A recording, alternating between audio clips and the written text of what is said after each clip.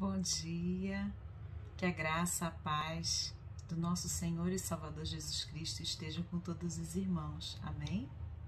Que alegria, mais uma vez, estarmos aqui nessa manhã, aprendendo um pouco mais da palavra do nosso Deus. E nós estamos estudando o livro de Daniel. Nossa lição deste domingo é a lição 12, a fornalha e o segundo sonho de Nabucodonosor. Tem sido uma bênção nós estudarmos esse livro, não é? Vamos dar uma relembrada o que nós estudamos até esse momento em Daniel? Em Daniel 1 é justamente o momento onde Daniel e seus amigos são levados lá para a Babilônia, né? Jovens foram selecionados, foram escolhidos, jovens da nobreza, da família real, foram selecionados para irem para a Babilônia e foram treinados, foram preparados para servir lá na Babilônia, para servir o rei. Foi um desafio muito grande, né, irmãos? Eles saíram da cultura deles, eles saíram da terra deles e agora eles foram para um outro lugar, uma nova terra, com uma cultura totalmente diferente. E não foi algo voluntário, né? Eles foram forçados, então não foi da vontade deles, né? Eles realmente tiveram que ir para este local. Em Daniel 2, nós vemos quando aparece o primeiro sonho de Nabucodonosor e é onde Daniel interpreta esse sonho. É interessante a gente ver que no capítulo 1, Daniel teve sensibilidade, ele soube se colocar e ele conseguiu com que ele, juntamente com seus amigos, não se contaminassem com as iguarias do rei, né? Então eles tiveram uma dieta diferenciada e se destacaram, né? Então ele, juntamente com seus amigos, se destacaram e o rei, a Bíblia diz que eles se destacaram não só na aparência, mas também demonstraram ter sabedoria, se destacaram no conhecimento. E em Daniel 2, que foi a lição passada, teve o sonho, Nabucodonosor teve um sonho e Daniel conseguiu interpretar, e reinos, né? No caso, esse sonho falava de uma estátua e falava de reinos. Cada parte dessa estátua era correspondente a um reino, né? Então era uma visão do futuro, algo que já estava acontecendo, e também uma visão de reinos que viriam e que ainda está por vir, né? E foi incrível esse momento porque ninguém estava conseguindo interpretar o sonho e o rei, mesmo sem ter dito a Daniel qual era o sonho, Deus falou a Daniel, mostrou qual era o sonho e também a interpretação, né? E é muito lindo ver que Daniel, ele não quis a glória para si. Na verdade, ele deixou bem claro para o rei que a interpretação, o sonho, a visão do sonho de Nabucodonosor, quem tinha dado a ele tinha sido Deus, né? Então, Deus tinha mostrado a Daniel qual tinha sido o sonho do rei. E na nossa lição de hoje, ela está baseada em Daniel, capítulo 3 e 4. É muito interessante, né? Na lição passada, no capítulo 2, justamente o sonho de Nabucodonosor estava relacionado a uma estátua. E o reino dele estava associado à cabeça dessa estátua, que era de ouro, né? E logo no capítulo seguinte, que é o capítulo 3, o texto começa já dizendo, no versículo 1, o seguinte: o rei Nabucodonosor fez uma estátua de ouro de 27 metros de altura e 2,7 metros de largura e a colocou na planície de Dura, na província da Babilônia. Irmãos, logo depois dessa situação, onde ele tinha ficado preocupado, ele construiu uma estátua. Ele tinha sonhado com uma estátua e ele construiu uma estátua, né? Na visão dele, a estátua a cabeça era de ouro e era correspondente ao reinado dele.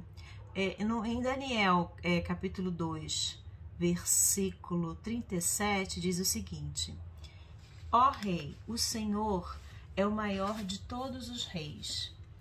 O Deus dos céus lhe deu soberania, poder, força e honra.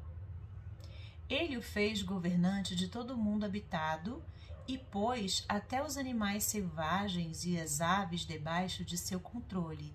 O Senhor é a cabeça de ouro. Esse foi o momento que ele revelou o reinado de Nabucodonosor. Tinha sido próspero, ele tinha conquistado muitas coisas. E na visão e naquela estátua, o reinado de Nabucodonosor era correspondente à cabeça. E ela era feita de ouro. E aqui nesse momento, já no capítulo 3, o capítulo começa justamente dizendo que o rei tinha construído uma estátua de ouro. Ela não só tinha cabeça de ouro. Nesse caso aqui, ele constrói uma estátua totalmente de ouro e diz que tinha 27 metros de altura e tinha 2,7 metros de largura. E essa estátua, e o rei ele exigiu e ele ordenou algo. Nós encontramos essa ordem no versículo 4 até o versículo 6. Então, Daniel 3, do 4 ao 6. Então o arauto gritou: povos de todas as raças, nações e línguas, ouçam a ordem do rei. Quando ouvirem o som da trombeta, da flauta, da cítara, da lira, da harpa, do pífaro e de outros instrumentos musicais, prostrem-se no chão para adorar a estátua de ouro levantada pelo rei Nabucodonosor. Quem não obedecer será lançado de imediato na fornalha ardente. Esta foi a ordem que o rei pediu, mandou, ordenou que os arautos gritassem para que todos pudessem ouvir. E aqui essa ordem ela é direcionada para todas as raças, nações e línguas, né? Então, essa era a ordem, que assim que a música tocasse, todos deveriam se prostrar diante dessa estátua. O que vocês acham que aconteceu? Essa história ela é interessante, a gente vai ver agora nos próximos versículos, que Daniel não é mencionado nessa parte da história, nesse capítulo, nesse momento aqui, depois sim, mas nesse momento ainda não, né? Muitos às vezes podem achar que Daniel também estava nesse momento, as histórias, principalmente quando a gente é criança, a gente ouve muito essa história, né? Da fornalha, de Daniel na cova dos leões, mas no caso da fornalha, na Bíblia, não aparece, não consta o nome de Daniel passando por este momento, né? Mas onde a gente consegue ver isso? Quando aparece uma denúncia, né? Porque assim que os instrumentos tocaram, muitos se prostraram, né? Muitos que estavam ali se prostraram, mas a denúncia aparece no versículo 12, que diz assim: alguns judeus, Sadraque, Mesaque e Abednego, que o rei encarregou da província da Babilônia, não lhe dão atenção, ó rei.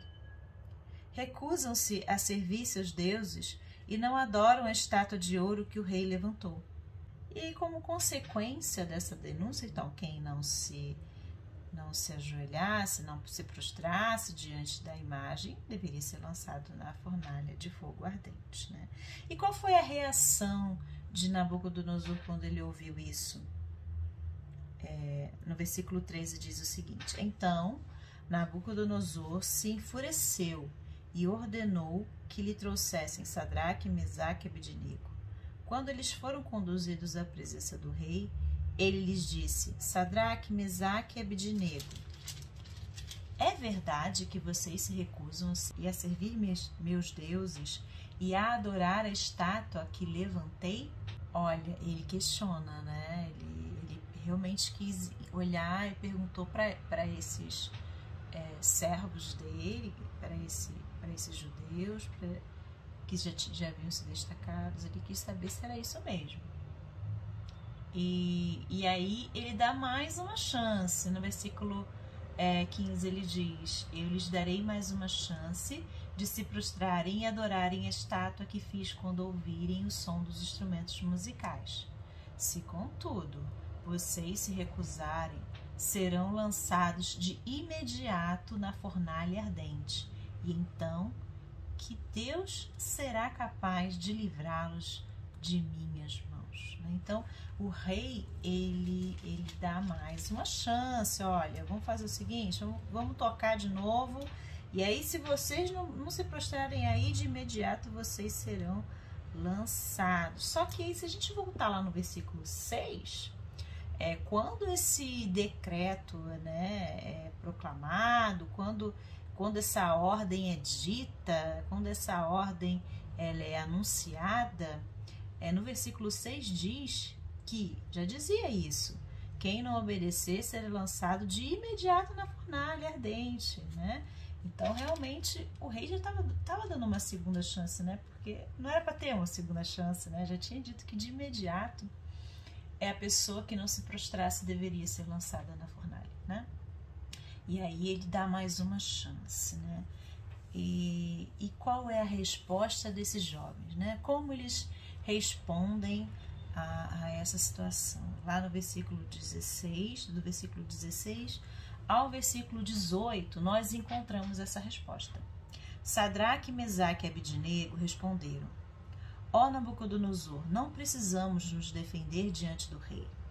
Se formos lançados na fornalha ardente, o Deus a quem servimos pode nos salvar. Sim, ele nos livrará de suas mãos, ó rei.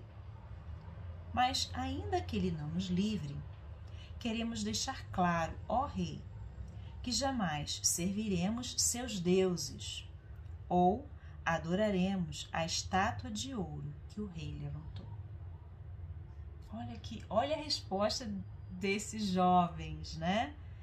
Eles deixaram muito claro para o rei que eles não precisavam se defender do rei, que eles tinham fé, eles acreditavam que se eles fossem lançados na fornalha, Deus os livraria das mãos do rei. E aí eles ainda continuaram, falaram assim: olha, mesmo se Deus não nos livrar, mesmo assim, eles queriam que ficasse muito claro para o rei que eles jamais serviriam seus deuses ou adorariam a estátua de ouro que o rei levantou. Que compromisso, né?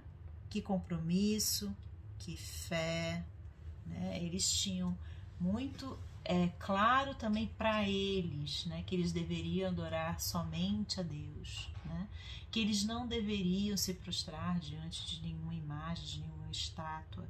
E eles também, mais uma vez, eles mantiveram a sua fé, a sua postura, e confiaram que Deus estava com eles, que Deus os livraria, estaria com eles, mesmo se não livrasse, ainda assim eles iriam manter essa posição de que eles só adoravam a um único e verdadeiro Deus.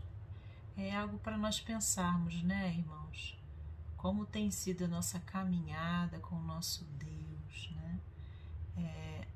Até que ponto nós estamos sendo fiéis a esse nosso Deus? Será que em meio às pressões nós estamos cedendo? Será que nós confiamos nesse nosso Deus? E mesmo se viermos a sofrer alguma perseguição, em alguns casos, às vezes, dependendo, até uma demissão, às vezes no nosso emprego, será que nós teríamos a mesma postura desses jovens? Ali não era o emprego que estava em jogo, na verdade era a vida deles, né? Algo mais forte ainda, né? Era a vida deles. e eles não pensaram duas vezes, né? Eles deixaram bem claro para o rei que eles continuariam servindo, adorando e se prostrando somente ao único e verdadeiro Deus. Uma bênção. E a história continua. Imagina esse rei que era todo poderoso, que estava em destaque naquela época, ouvir 3 jovens que não eram nem do povo dele, que eram judeus, respondendo dessa forma, afrontando, né? Não aceitando essa segunda chance que ele estava ofertando.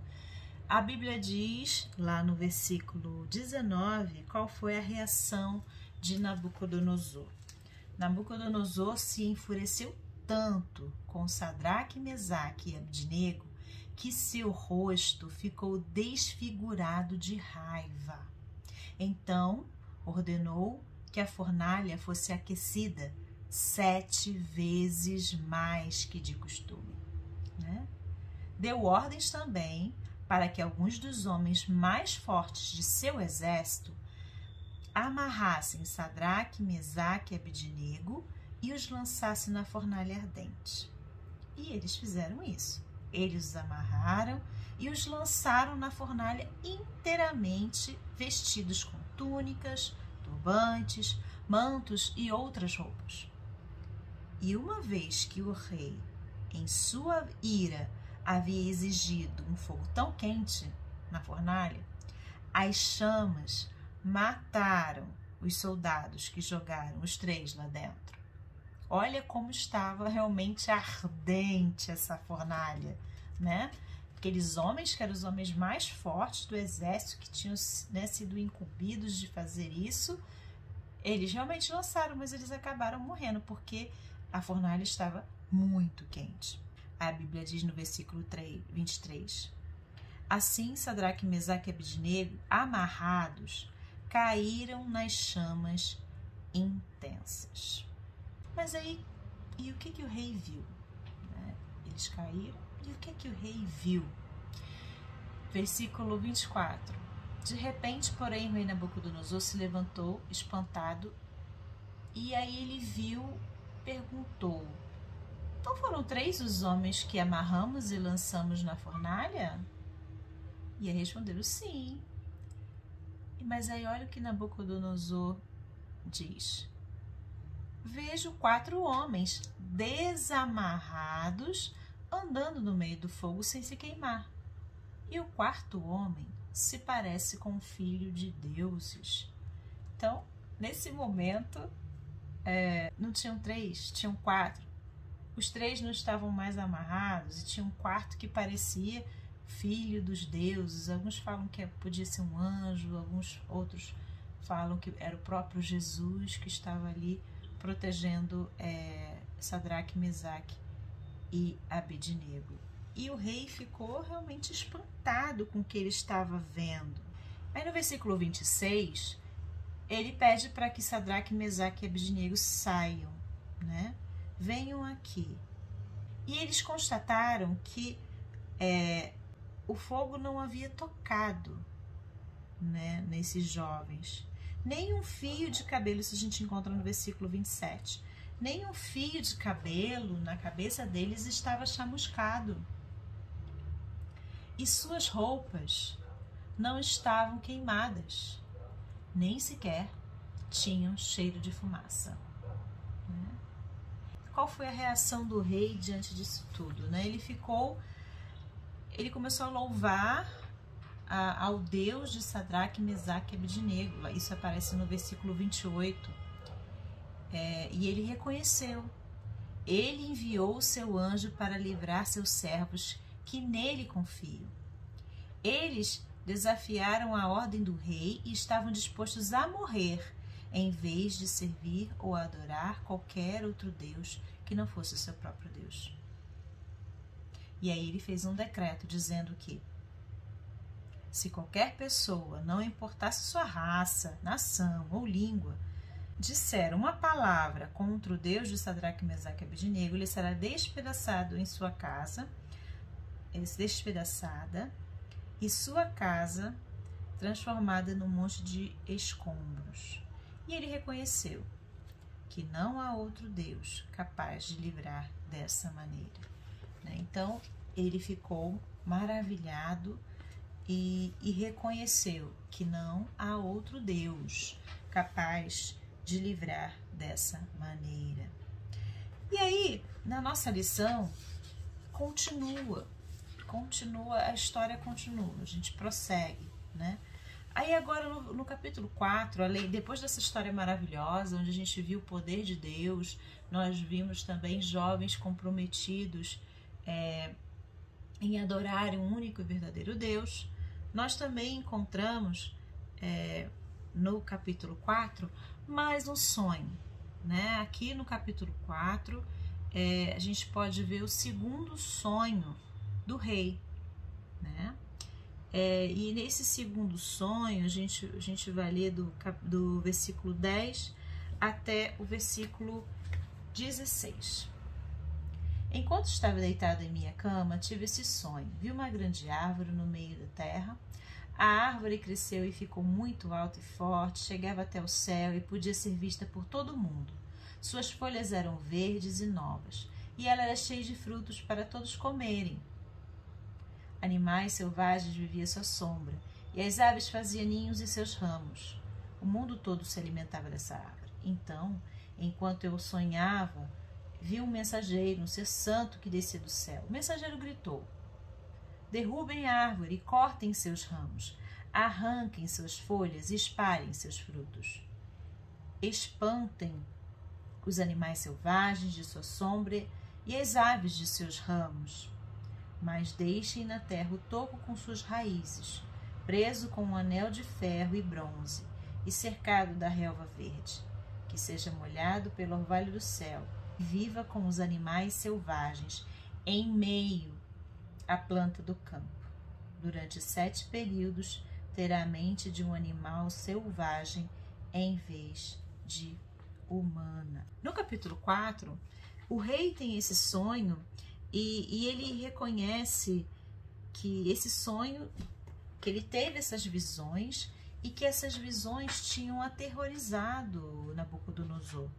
E no versículo 8, Daniel se apresenta e o rei conta justamente esse sonho que nós acabamos de ler do versículo 11 ao versículo 16.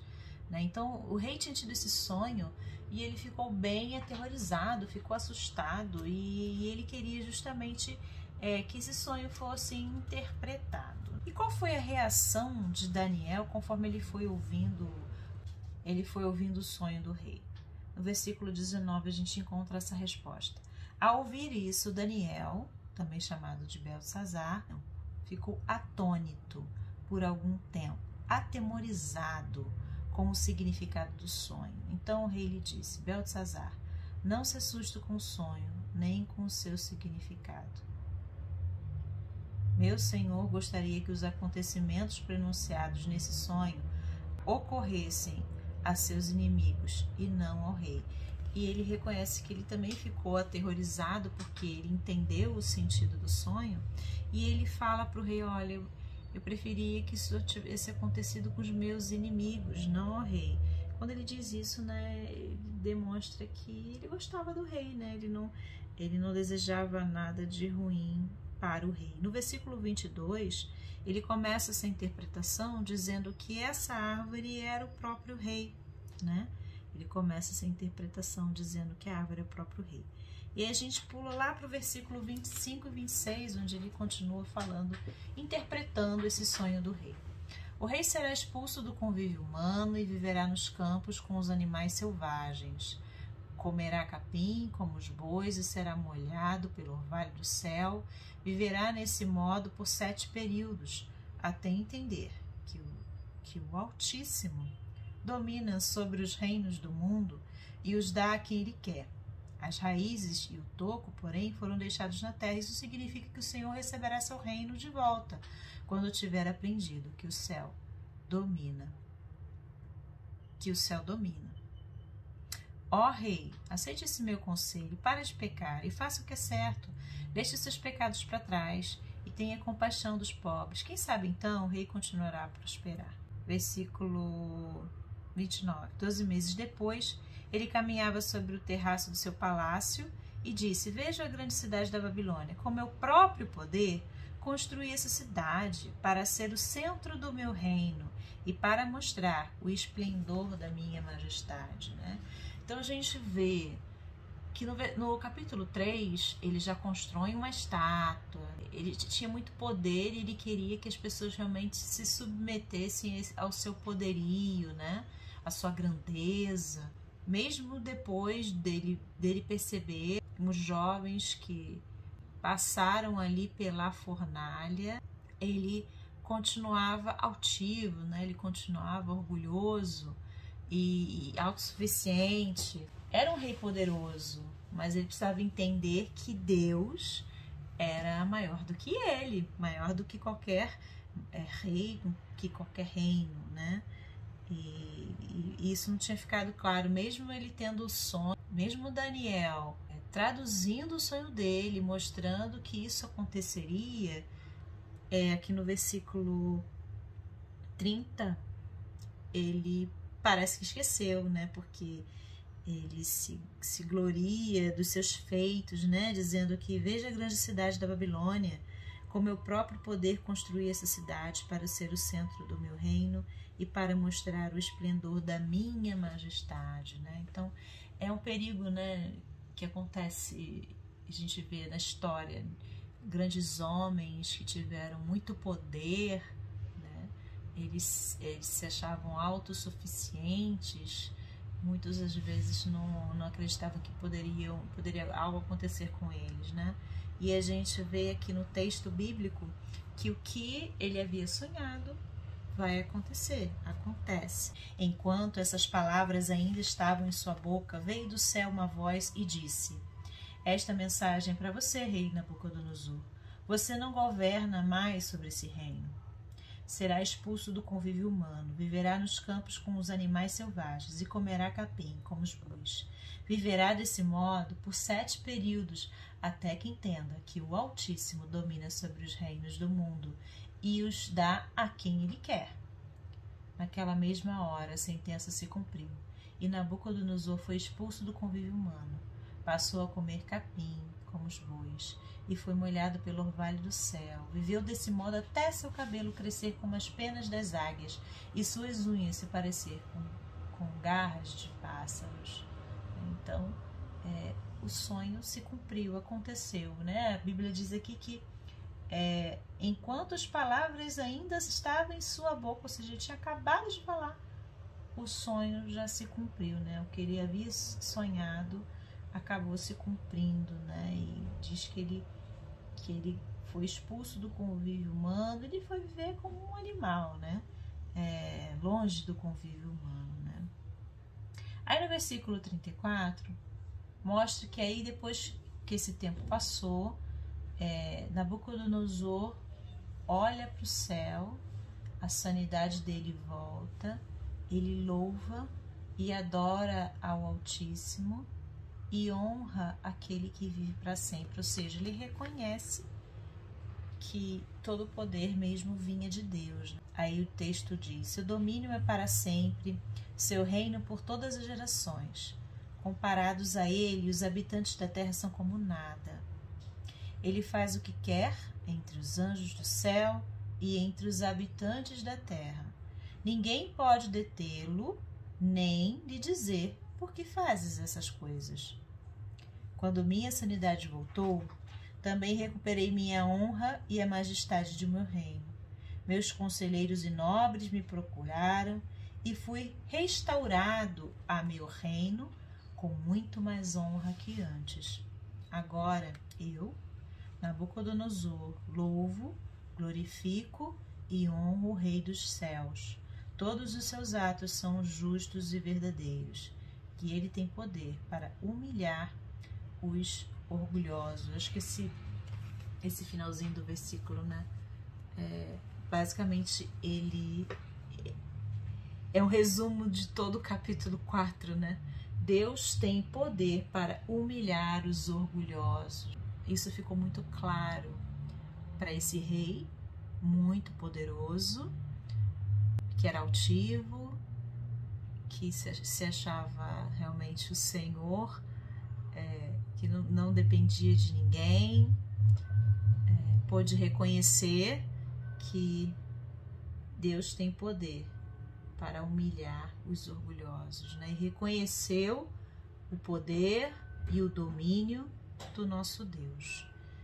Que possamos também aprender, né, com essa lição, né? Então, nossa lição de número 12, que fala da fornalha e também do sonho de Nabucodonosor, possa ficar guardado nos nossos corações essas lições que nós tiramos. Muito nós podemos aprender com esse texto. Que realmente possamos confiar em Deus, sabendo que Deus pode não nos livrar da fornalha, mas Ele pode nos livrar da fornalha, mas também pode não nos livrar da fornalha, né? Será que nós estamos prontos para isso? Para ainda assim sermos fiéis e confiarmos em nosso Deus, né? Às vezes a gente também só espera as bênçãos dele, mas nós também podemos receber lutas, passarmos por lutas, por provações, por dificuldade, e ainda assim nós precisamos confiar no nosso Deus, descansar nele, sabendo que ele está no controle, sabendo que ele está cuidando de nós e que ele é o Senhor da história, é ele que é todo poderoso, e nós temos que nos sujeitar à vontade dele. Também podemos aprender com a história dessa árvore que era grande, que ela era poderosa, que ela era majestosa, do sonho de Nabucodonosor, que era um homem muito poderoso e que se achava autossuficiente, né? E com esse sonho, mesmo depois da interpretação de Daniel, dele ter aconselhado Nabucodonosor, ele continuou altivo, orgulhoso, e o sonho dele acabou se cumprindo. Ele ficou longe, viveu como um animal, e ele precisou passar por essa situação para ele reconhecer que Deus ele é poderoso, que ele é grandioso, e que ele tem poder também para humilhar e trabalhar na vida de pessoas que são orgulhosas, né? Que possamos cada dia mais, meus irmãos, buscar aprender com a palavra de nosso Deus, que ela possa falar ao seu coração como falou ao meu coração, né? Que possamos estar submissos ao senhorio do nosso Deus. A palavra de Deus é a vontade moral dele para as nossas vidas. Então, que possamos cada dia mais buscar e aprender e viver a palavra do nosso Deus. Vamos orar? Senhor nosso Deus, nosso Pai, nós te agradecemos, Senhor, por tudo aquilo que nós aprendemos, pelo seu amor, pelo seu cuidado para conosco.